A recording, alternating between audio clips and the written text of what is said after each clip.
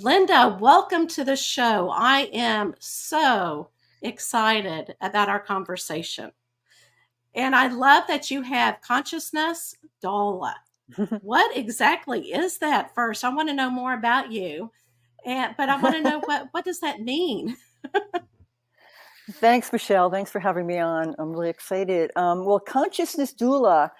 A doula has historically been someone who helps bring babies into the world. So it's all about the birthing process. Oh, And I guess oh, recently there has been the death doula, which are or people that are helping people through the death process, not only understand the death process from a pragmatic perspective, but also help them and their families kind of explore it through a more spiritual place so that we can have a really powerful experience with death as the transformation that it is.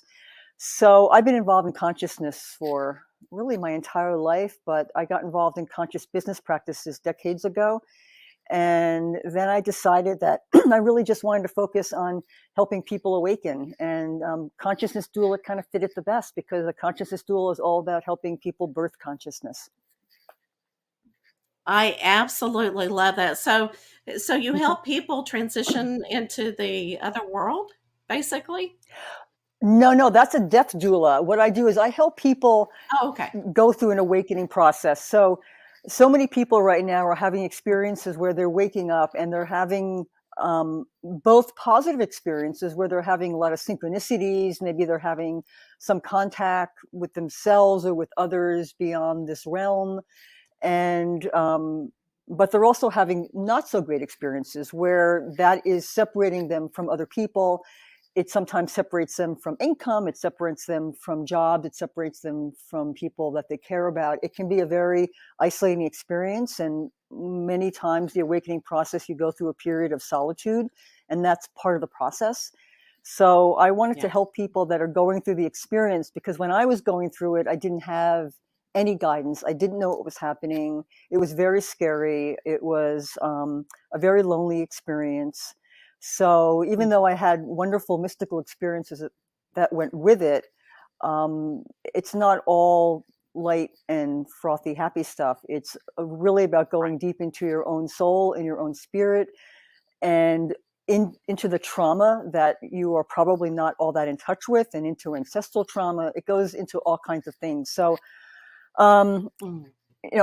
I'm really a believer that the basis of everything that we will transform in the future is consciousness. We can't change the planet, we can't change the climate, we can't change our relationships with other people until we really look at our own level of consciousness and how we're perceiving life and how we're dealing with our own unconscious traumas that are making decisions for us.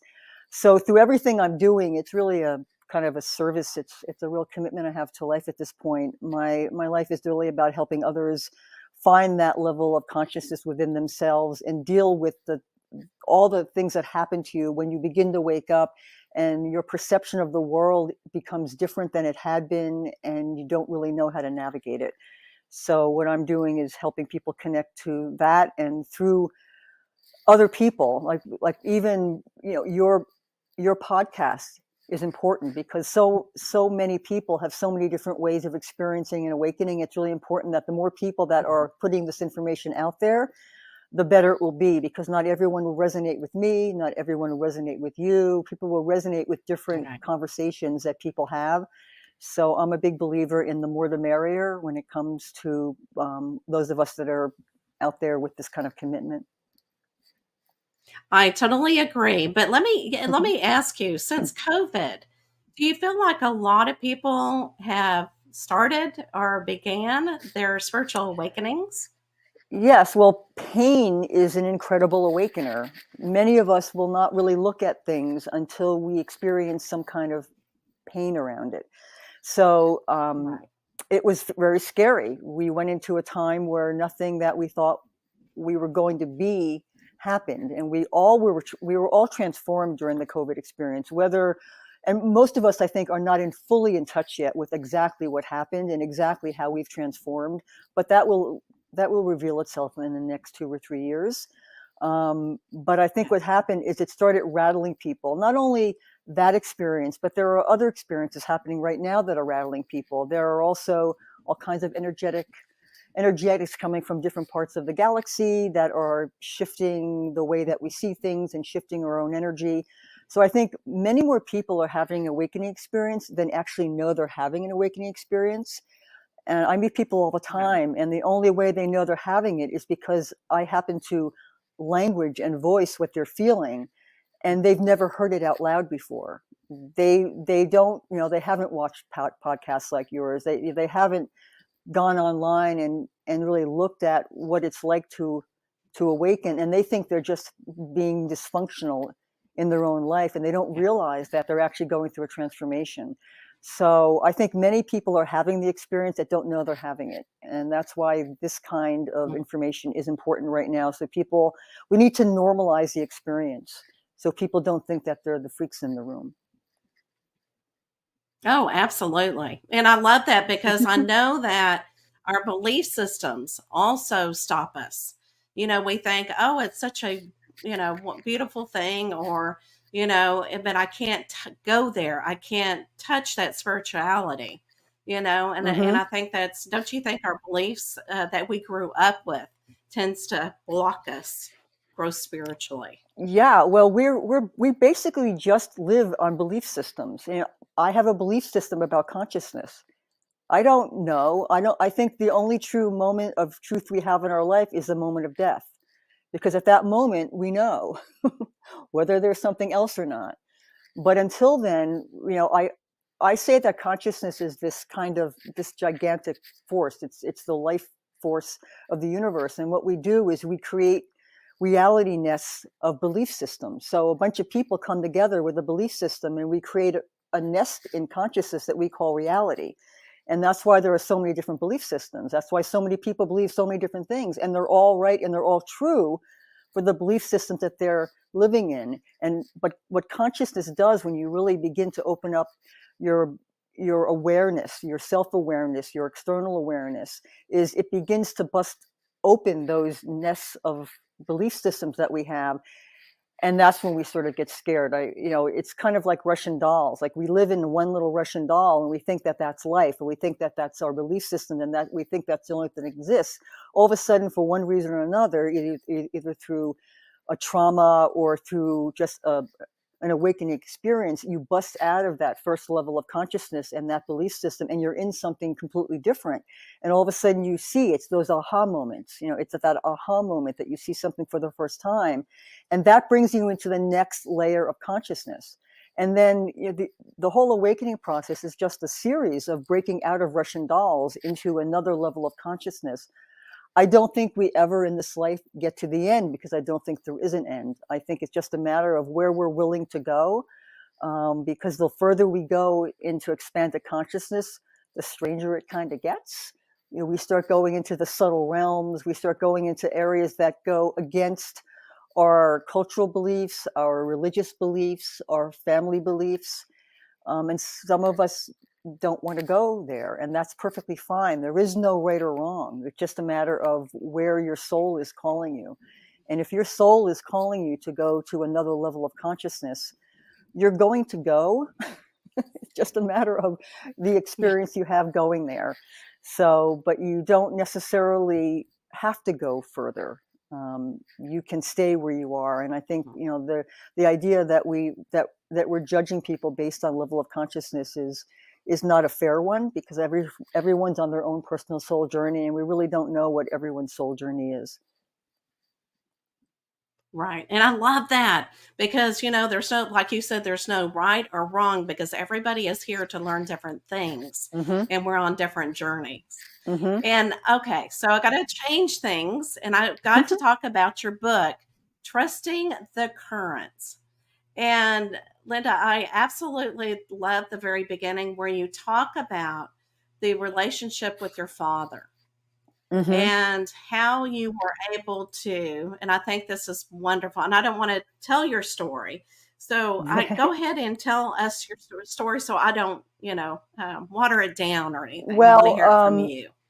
I mean, my father was an alcoholic, so I was raised in an alcoholic family, and anyone that has any kind of addiction issues in their family, it's not just about how it affects me; it affects the whole family. But you suppress it when you're a child. I mean, you really, and most of our traumas that we don't feel or see are ones we had when we were children. And we push them down so far because they weren't safe to have when we were children. And then we don't feel them. And we have to feel them to be able to release them. So I had an alcoholic father, and I didn't really speak to him for about 17 years. And then I got a phone Mhm. call from an uncle that my father had a massive heart attack and he was dying. And did I want to see him before he died? And I wanted to. And I went to see him. And it was sort of a long story, but I had started doing energy work at that point in time. I've been an energy worker for a really long time now. And so I started doing energy work on him. Mhm. He came out of his coma, and he left the hospital, and he said, I just want 1 year with you kids to try to make up for our childhoods. So for the next year, I took care of my father. And it was a real awakening into, not only my experience with being a child of an alcoholic, but also being able to see him not as a father, not the child that needs a father, but as the man who really did the best he could under the circumstances. He had been orphaned. He was in an orphanage for a while. So, I don't know what his childhood was like, and I don't know what caused him to become the alcoholic that he became. And he was a good heart. He just struggled with life. Right. And so a year of working with him and working with my family and really helping to heal some of the family wounds that had been created, really decades before. So Mhm. he died, and it was a very beautiful, peaceful death. And he was very redeemed, and it kind of redeemed and kind of reconnected our family again. But it was not easy to go through all that for a year. But he was very happy when he You're died. right. And 3 days after he Yeah. died, I heard a voice say, go to Sedona. And I had heard of Sedona, but Mhm. I had never been here before. So Yeah. I just knew I had to go. About 2 weeks, 3 weeks later, I was on a plane. I had nowhere to stay. I didn't know why I was going, how long I was going for. And I got here, and I remember driving into Sedona and feeling the canyons just embrace me and say, welcome home. And I ended up staying that first time for 5 months. And I had all these mystical experiences, which were kind of a reawakening for me because I had been a very conscious child and I had been in contact with all kinds of beings when I was very young, but I was told that I was imagining it. So as a child, when you're creative and you're seeing things and you're speaking to things that no one else is seeing, you were told that it's your imagination and you need to get normal. So I had put that aside, and it just reawoken everything. And that began my second awakening.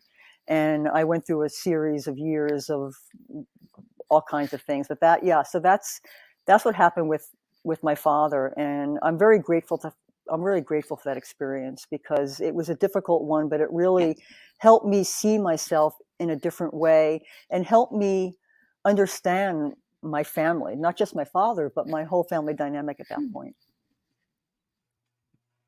That's just so beautiful because I'm glad that you had that year with him. Hmm. Not only did he give you the gift, but you also gave him a gift as well.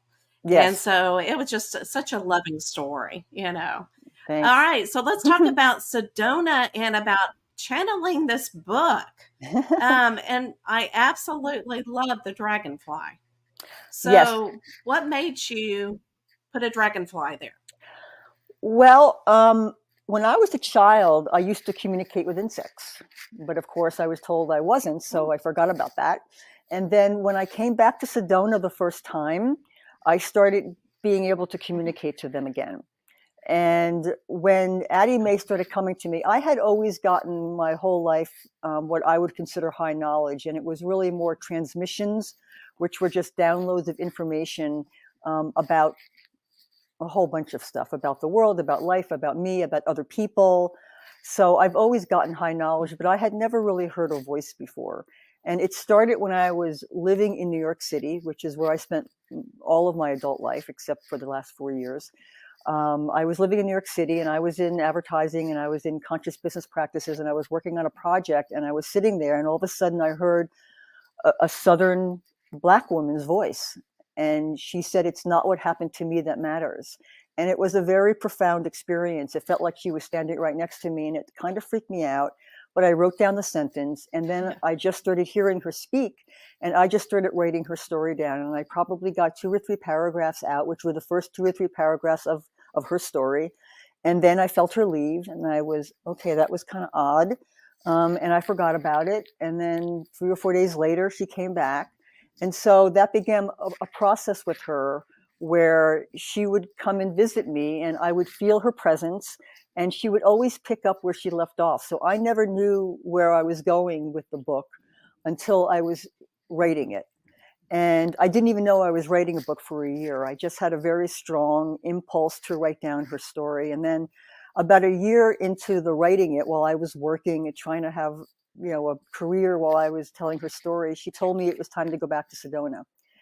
So we came back to Sedona, and I spent the last 9 months of channel. It took me 2 years to channel the book, and it took me 8 years to edit it, which is a whole nother story. But the 2 years of channeling, the last 9 months was in Sedona, and all of the nature that's in the book, which is a lot of it, it's almost a character, was all about my experiences here in Sedona. Yeah. And one day, as I was sitting in the creek in Oak Creek Canyon, after I had channeled, she always channels in the morning, and then she left. I was in the creek in the afternoon, and a dragonfly came up and flew in front of me and just sat in front of my face. And I put my finger out, and it landed on my finger. And then I took my finger away, and it just kept hovering in front of me. And I did that 3 times, and then it hovered, and then it flew away. And the next morning when I woke up was when I wrote a scene about a dragonfly that was Addie Mae. And that scene became the icon for Addie Mae, which is the narrator of the book. Her name is Addie Mae Aubrey. And it also became the cover of the book. And the whole time I was channeling the book, I was able to call dragonflies to me. When I finished the channeling of the book, I could no longer do that. So it was an experience I was having during the actual channeling of the book. So why do you think that Addie Mae chose you for the channeler? That's a very good story, and I have asked her a million times, because here I was, a white woman from New York City, writing about a young Southern Black girl, and I knew that was not going to go over well. Right. And I fought her a lot. And the 2 things that I got from her was, one was that's exactly why, to show what 2 women who come from very different experiences can accomplish when they come together at the heart. And the second was to celebrate our differences. She said that we all come to Earth, because we come from this great white light, we're all the same, and we come here to experience our differences. And it's really one of the beautiful things that we have here. And yet we find ways of creating difficulty around it. So she wanted to show me that our differences is really what our soul searches for when they come here. Because when we go back to where we come from, we all go back to the same white light of God. And that was actually her word. So why it was me, I think probably because I said yes. I think she was searching for someone to tell her story. Maybe she had gone to someone else before me, and they just said, it's my imagination, I don't have time. Because I did have to surrender. She's probably been the most influential human being I've had in my life. She took me on a course that I never expected to go on, but I had to say yes. And I think a lot of people have inspirations, and they get little voices, and they ignore them because they think that they're imagining them. And I just happened to be the one that said yes to her. Oh my gosh, that is absolutely beautiful. And you did a tremendous job, because her story is very culture as well. Just the way that she talks, and the way that her terminology. And then was it in the 1930s? Is that correct? Well, the funny thing was, the first draft came out in very heavy Southern Black dialect. I actually worked on that dialect. I kept it in the dialogue, but the narrative had to be changed, because I wrote her story the same way I heard it. And it was in very Southern Black dialect. Yes. And of course, I didn't really know. Right. I just heard her voice. So I had a couple friends who were African American and from the South, and they read it and they said it's on, but I knew I couldn't really publish it like that. So that's one of the reasons that it took me that long to work on the narrative of it. But Mhm. she her her languaging was very distinct. So I just listened to what she said, and in the process of editing the book, which took 8 years, one of the things I had to do was I had to instill an energetic frequency into the writing, because she had me bring an energetic frequency into the writing. So when you're reading the book, there are certain sentences and passages that you will resonate with and that you will feel. And that is because I had to work on a sentence for 3 or 4 hours to get the energetic resonance of it, so that Oh, wow. the transmission, because the book is a transmission as much as a story, and everyone reads it differently. Some people really have profound experiences with it. Some people just read it as a story. There's 3 levels to the book. There's just a story of a young Black girl in the South. The second level is universal life messages that are woven through the book. And the third is the energetic frequency that is written in the book. And when I tried to put a place, because everyone would read it in the beginning and go, well, where is this? I said, it's in the South. They said, well, where? Is it Arkansas? And Oh, every time yeah. I tried to put a place or a time, she would not let me. She would Mhm. always take it out. The only, Oh, for me, right. it is set in the late 30s, early 40s. But the only thing that Okay. distinguishes the time at all is there's a pig called Franklin. And it's named after Franklin Roosevelt because it's going to feed so many hungry mouths. And that's the only place that there's any indication of time. And place is never indicated because she wouldn't let me put a place in. All the towns are made up. And what I found out since writing it, because I fought with her on that, she was a very strong woman. I fought with her on that. And what I found is that people that read the book, if they're from Arkansas, they tell me, oh, I know this place in Arkansas. If they're from Mississippi, they'll say, oh, I know that this is a town near where my grandmother was born. So everyone that has read it from the Mm. South can identify with it. And I think what Addie Mae did in the way that she had me tell her story was she wrote it in a way that allowed people to identify with her. So people who read it very much identify with Addie Mae. It doesn't matter what race they are, what age they are, what country they're from. They just relate to her. And I think that was a big part of the way that she had me write the book and what I could and could not put in the book. I absolutely love that. Now, does she ever come and visit you Uh, after the fact? no, what happened was, which was very discouraging for me, the minute she Yeah. finished, Yeah. the minute I finished channeling the last words of the book, and I didn't know it was the last word of the book until I wrote it. And as soon as I wrote it, I knew it was the end of the book. And I started crying. One, because I think it was a release of some sort. Two, because I had gotten to love her and her family as much as my own, and I was really going to miss her. But I felt her leave. And after that, I never heard her voice again in the same way. But for a long time, I would feel her presence, and I would relate it to when I was a child. I used to raise baby birds that fell out of nests. And when they first learn to fly, they'll come back to you to eat. And then once they learn to eat, I would call them and they would chirp to let me know that they were there, but they wouldn't come back to me. And that's how it kind of was. Like she would chirp Mhm. to let me know she was still there, but she wouldn't communicate to me in the same way. But I Right. would feel her most when I was afraid. She thought fear was hysterical. She found fear to be a very funny thing. So when I would feel afraid, I would feel her Good. laughing at me for my fear Mm. because, yeah, she just found it funny. So I never really had, after she finished channeling the book, I never heard her voice again, but I felt her presence. But I have not Okay. really felt her in a while. So if she's there, she hasn't let me know. Right. And that kind of lets you realize, especially in the spiritual world, that there's a purpose and a reason for Mm-hmm. everything. And the purpose was to channel with you with her Mm-hmm. story so that you could reach other people, or both of you could reach other Mm-hmm. people. Yes. I guess you could say that is such a beautiful story. Oh, and a lot of people don't really understand channeling, but at the same time, I'm glad that you said yes. And because don't you think channeling is saying not only yes, but surrendering to the process as Well, well? it's funny because I have always been a very skeptical believer. I have a very strong Yeah. left brain on top of my right brain. So the whole Yeah. channeling thing was even difficult for me.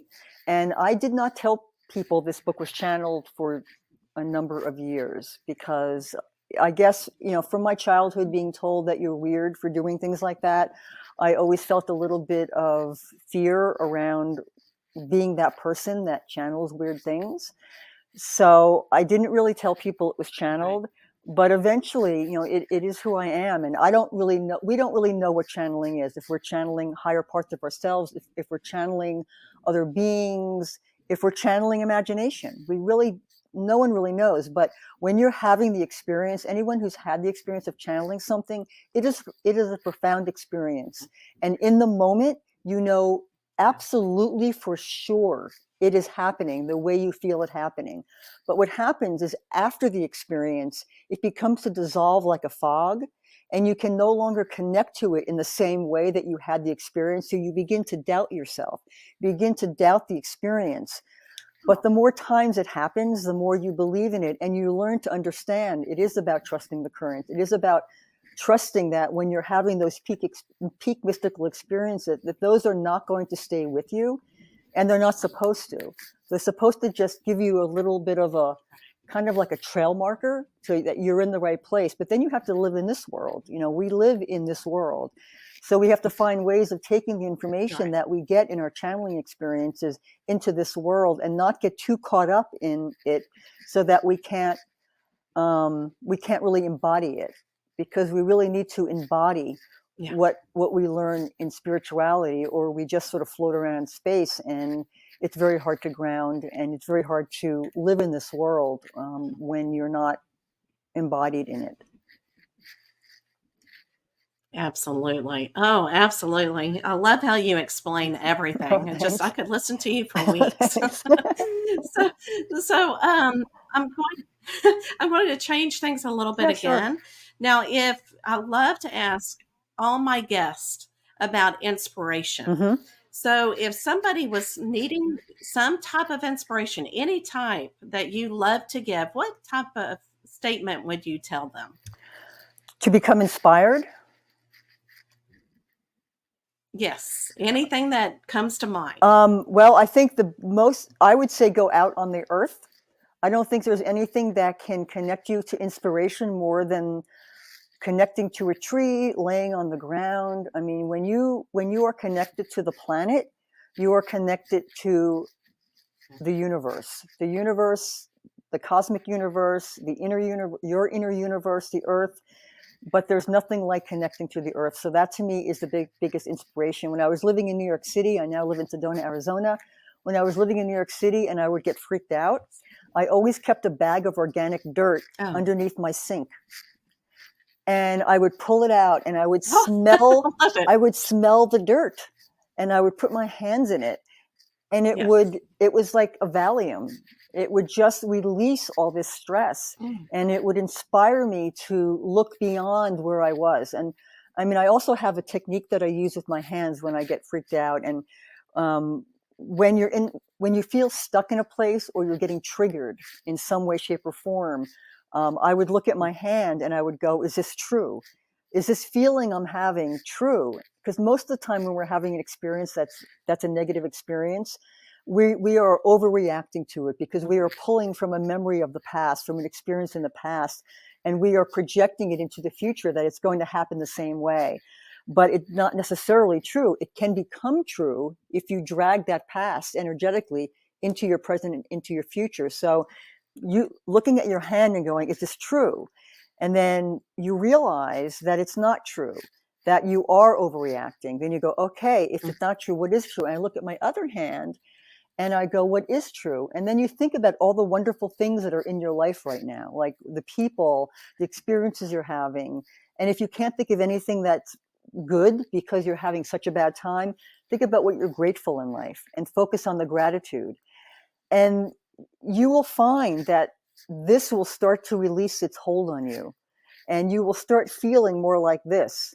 And then if you go take one small action, whether it's calling a close friend who's going to tell you how wonderful you are, having a green juice, going for a walk in the woods, you then really anchor this.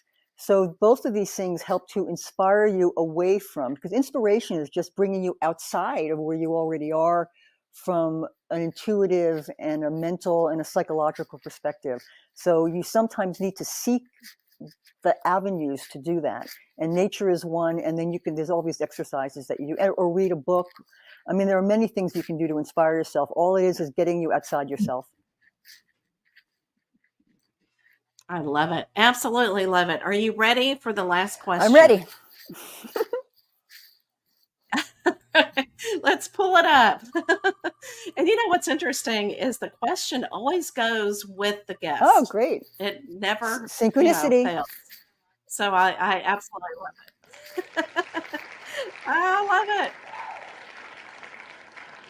Okay, so talk about time, because I know we talked about it during our conversation. So if you were able to go back in Mm-hmm. time, where would you go and why? Wow. I actually think about that a lot because, we all have times in our life that we wish that we could go back to and change that moment. But you also want to be old enough to have an awareness of what you're doing. Because, I'd like to go back. You want to be old enough so that you not just go back to 6 years old and go, okay, you're 6 years old, but what do you do with that? So, Yeah, I think I would right. probably go back to my early 20s because Mm, my early 20s, I had been a very spiritual child and kind of got away from it. And in my 20s, I got out of school and I was in New York City, and it was about being successful. What am I going to do with my life? You have to go with the program. And I look back now with everything I yeah. did, and I tried a whole bunch of, in my 20s, I tried a whole bunch of different jobs because I didn't have, I want to be an attorney, I want to be a marine biologist. I really didn't know what I wanted to do. And at the time, if I look back, I would have loved to have been an herbalist, but there weren't herbalists back then. So I would go back to my early 20s and really Yeah. look at the direction I was taking my life in and be more conscious in my 20s of the way that I went through my 20s, because your 20s, unless you get yourself killed or hurt in some way, your 20s are such an adventurous time in your life. You get to have so many experiences that mostly the mistakes you make will be forgiven by time. So, and you'll look back at your 20s and you'll go, what was I thinking? Why was I upset about that? Why was I with that person? Why did I put up with that stuff at that job? But if I go back Yeah. to my 20s and go, okay, let me be more conscious to the decisions I'm making and to the reactions and responses that I have to things, I think it would have put me on a different trajectory. But then does my soul want that? So who knows? Yeah. Oh, I know. It's so interesting. If we could go back, if we changed one thing, would it change Yeah, everything about that's our it. life? And we don't know what So our soul where wants. can, yeah, right, exactly, exactly. So Lynnda, where can they reach you? Where is your favorite form of communication? Well, I am in the process of launching a new website. It's called wisdomkeeping.com. I don't Oh, have an email on that yet. It's just getting started. I have like a landing page up, and I'm going to be building that in the next 2 or 3 months. But my email is Lynnda, Lynnda, at Lynnda Pollio, Pollio.com. And that is the website for my book. So yeah, so oh, good. either place. I'm on Instagram. I'm actually pulling away a little bit from social media.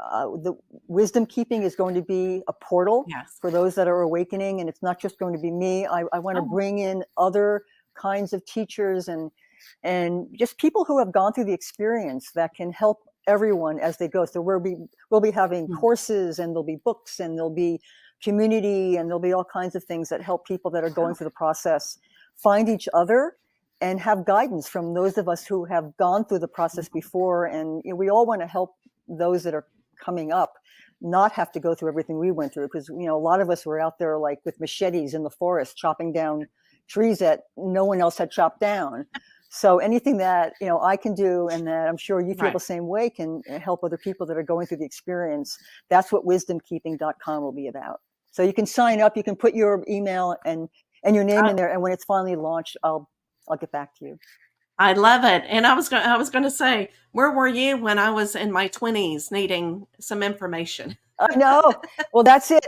Well, because I was still going through it too. I mean, Right. I've been on this process, a very long time, and there are a lot of us that have been on this. And when I was going through it 30, 40 years ago, it was really hard. Yeah. It was really hard because there was no one to talk to. People Right. didn't even know what the word consciousness meant. Right. So I think, I'm very committed to helping, and we all need to help each other, and we all need to be non-judgmental, be very forgiving of ourselves and other people, because we're all just, we're kind of all dysfunctional right now, trying to stumble through this crazy world. And the more we can be generous with each other and kind to each other and accept each other wherever we are on the path, the easier it's going to be. And that's, I think, what all of us want. Oh, absolutely. I love it. All right. I'm going to leave everybody with your book one more time because I love the title, Oh, Trusting the thanks. Currents. Thank you. So, oh, you're welcome, because I feel like everybody needs to trust where they are, and, Dragonfly too, sometimes on my oracle card it will come up and it's like, see, you fly a different pathway than everybody else, because dragonflies fly all over. So I want everybody to That's it. remember. Yes. I mean, Yes. So yeah, they're all about transformation, and yes. I'm sorry. Oh, no. They're all about transformation, and they're all about seeing through the mystery of the veil. Yes. Oh, I love it. See, dragonflies, we could talk another week about dragonflies. So everybody, I know. everybody have a wonderful week, and I will see you again soon. And if you see a dragonfly, think about, what does the dragonfly, what message do they have for you? Thanks so much, guys. See you next week.